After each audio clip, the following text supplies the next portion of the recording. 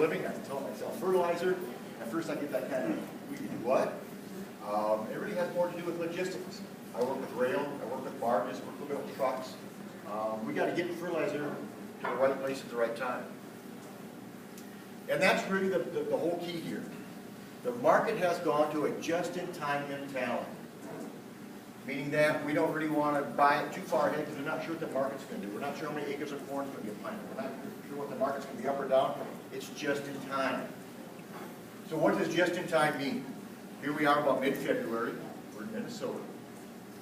We're going to plant corn in a couple months. We have warehouses. We use the river a lot, so our warehouses are in St. Paul, along the river. Just-in-time inventory means in the upper Mississippi today, Minnesota, Wisconsin, Iowa, we have no inventory of urea.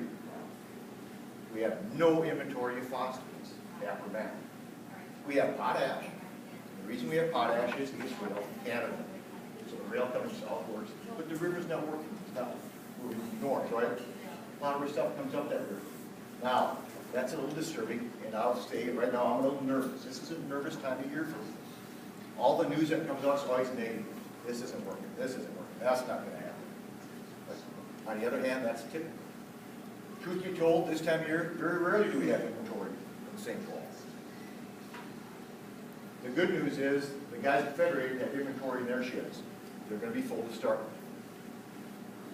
But as I was told, the plant that I sandy, they're going to turn that 4 times. That means it's full today. They're going to empty it, fill it up, empty it, fill it up, empty it, fill it up. All the time you're going to plant corn. That's just-in-time inventory.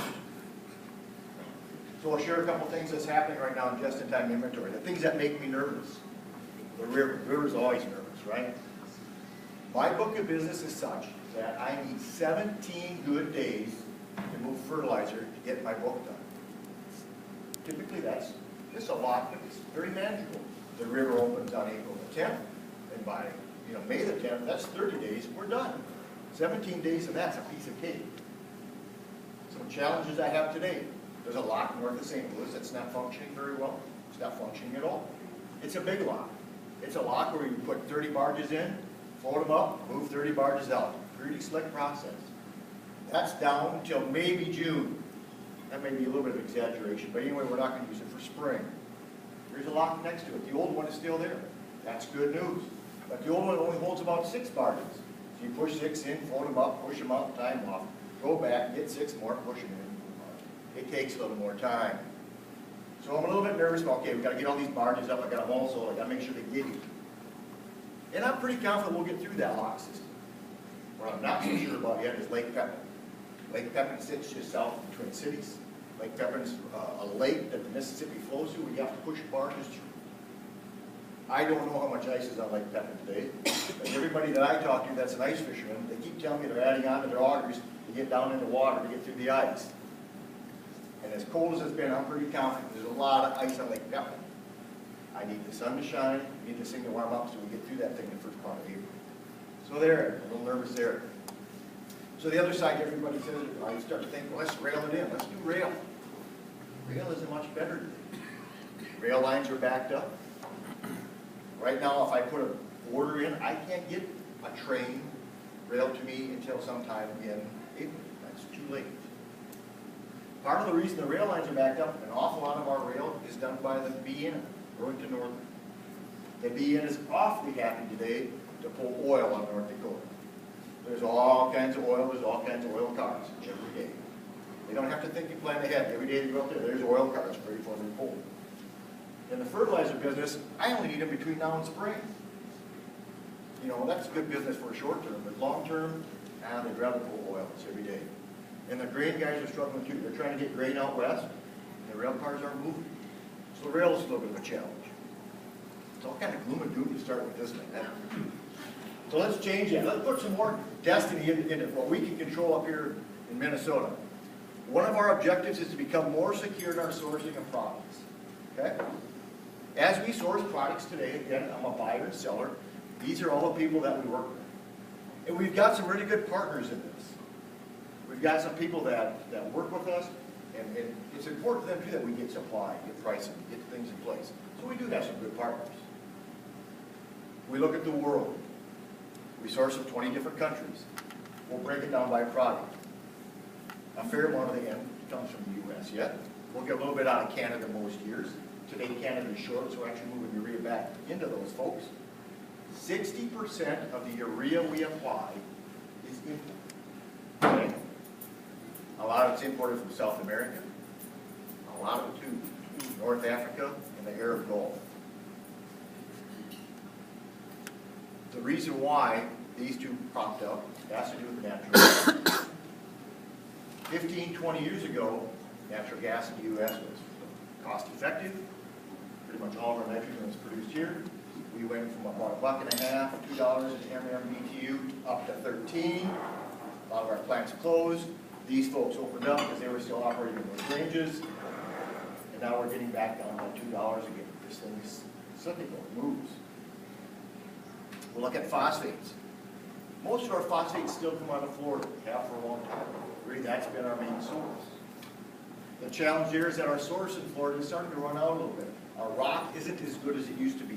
They have to dig more rock to get a ton of fertilizer. Interesting enough, the best rock in the world is in Morocco, North Africa. As we move forward, we will see more and more imported phosphates. That'll be a challenge as we look forward. Potash. There's a small amount of potash that comes out of the U.S., down in the Southwest, but for the most part, potash comes out of Canada. We'll still call that an import. It comes from a different country. There's a little bit that comes out of Russia. We'll talk about that later. And we actually get some out of Israel. They're kind of a new player in this market. They've actually got a pretty good product. So we source from 20 different countries. Fertilizers coming from all over the world. Where is it coming from? We talked about South America, Trinidad. That's all nitrogens. Natural gas is cheap down there, made for cost-effective nitrogen. Again, when you make a plant, you make it all year round. They're making nitrogen today, urea. We'll put it on a ship, bring it to the Gulf at Galveston, take it off at Galveston, put it on a rail car, we'll move it up here to western Minnesota or the Dakotas. The challenge with that is when it comes out of Trinidad, it's hot to the touch, it's warm to the touch. Quite warm. By the time we get that on a rail car, bring it up here in sub-zero temperatures, that whole car urea goes, it's tight. And guys open them cars and nothing comes out the bottom. So they really don't like bringing it in January and February. They want to wait until March and April. And again, we're just back to that just in time. It's a little bit snug. Here's Canada, a little bit of nitrogen in that. Most of that's potash. Here's the Arab Gulf. Again, the Arab Gulf would pretty much all be nitrogens today. So we're going to do that. We're going to buy some fertilizer in the Arab Gulf. What does that really mean to you? What do you care where it comes from? Oops. We're going to make that deal. We're going to call them up and say, hey, we need some urea. It's going to take 4 or 5 days to hit our price point or whatever it takes. They're going to say, yeah, we can do that. It's going to take 10 or 20 days to find us a ship, get that ship into the port, get it under the spout. It takes about 5 or 6 days to load that ship. It takes about 35 days to go through, to get it to the U.S., go through the Suez Canal. That's if Egypt doesn't have a little political unrest and everything's going well there. If Egypt's a problem, we go the long way. It takes another 10 days. We're going to unload that ship. We're going to do it fairly quick, 5 days or so. We're going to transport it up the river. Again, that's to make sure the river's running right. We've got a barge that's empty waiting for us. We've got a tow that's waiting for us. We're going to hope that that's right. Then we're going to unload it and get it out to the destination in 2 days. So the point of the whole conversation is 77 days from start to finish. So if I think I'm a little bit short today, and I need urea for you guys for pre-plant, planting corn, I'm too late. We got to plan ahead.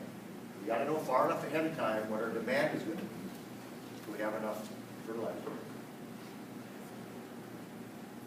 All right, so we want to change that a little bit. We want something a little more controllable, right? Something that we can control. We are in the planning stage in the process of building a world-class nitrogen facility in Spearwood, North Dakota. That's right along Interstate 94, just west of Fargo. It's going to be a nice plant. It's going to burn a lot of natural gas. There's a lot of natural gas in North Dakota. 80,000 MMBTUs a day. Now, I know that's a lot of gas, but I'm not getting that square in my head. What does that really mean? You're going to use a lot of electricity. What does that mean? Well, here's a number I can wrap my head around. 2,200 gallons of water every minute, every hour, every day. This thing's going to take a lot of stuff to make some nitrogen. Okay? But the pro is it's close. I don't have to depend on the ocean and the river. We can truck drive this. That's a good deal for us. So what's it going to make? It's going to make 750,000 ton of anhydrous ammonia. And that's our first base product. We take natural gas, we make anhydrous ammonia. From that we upgrade to urea. From that we upgrade to liquids as 28 or 32. We'll call that UAN. Bottom line, if we put our pile together, because we'll make all three, we're going to make 1.5 million tons of nitrogen. That's a big deal. That's a good deal for our market. About 12% of the imported urea coming in today we'll make in North Dakota. So we'll take 12% out of that, the import number. All right, so what does this look like today? What's the stage look like? It's a little busy, but you'll get the point, I guess. Existing plants in the U.S. are kind of scattered all over there in blue. Yellow plants are expansions. There's a bunch of expansion down here in Louisiana. A lot of nitrogens come out of Louisiana. There's plant expansions out here in the Southwest. Plant expansions at Sioux City. There's a lot of expansions. Proposed plants, one in Texas, us in North Dakota, Iowa, Illinois, a lot of new ones. Now, interesting enough, looks like a lot of expansions and a lot of new plants. There has not been a new nitrogen facility built in the United States since the late 70s, I believe 77. Why are all these people coming back in and jumping in? Gas is affordable, the nitrogen market's been profitable. So, there's money to be made, a lot of people want in. A lot more people, I think, are getting in than maybe we all guessed. Here's all the new projects. Here's all the tons of nitrogen that will be added to the market just in the U.S. That's a game changer. Game changer. There's us. There's one already that backed out. They said, oh, too many players getting in. Here's some more at risk. An interesting point, the bottom one at risk is a plant that we were engaged with in Texas. It's a clean energy plant, going to burn coal, going to have urea as kind of a byproduct. 750,000 tons. We thought that was a good deal. We were going to market that urea for them. That project now is off the table because they can't find enough investors. There's too many players jumping in. We'll put that on the graph. Here's our demand, most important curve on there. Peaked last year, 2013. Why did it peak? Because we think corn acres peaked. Corn market peaked, now corn market's coming down. We're going to plant a little less corn. Corn demand's going to naturally tail off a little bit. Look at production.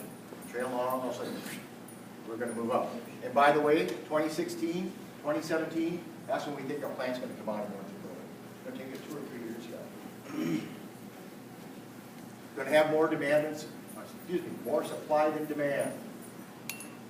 Obviously, we'll see the imports tail off. What else will we see here?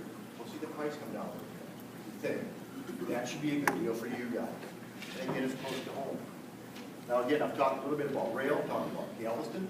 Galveston's important to us because we import a lot of urea. We may turn around and export urea out of Galveston in the future. Our plant's going to sit on the BN. We'll be able to load rail cars. If there's not enough demand in this market, we'll move it south and move to the world market. We're going to continue to invest in local storage. We need that. We know we need to have our inventory close at hand in places that we can grab them.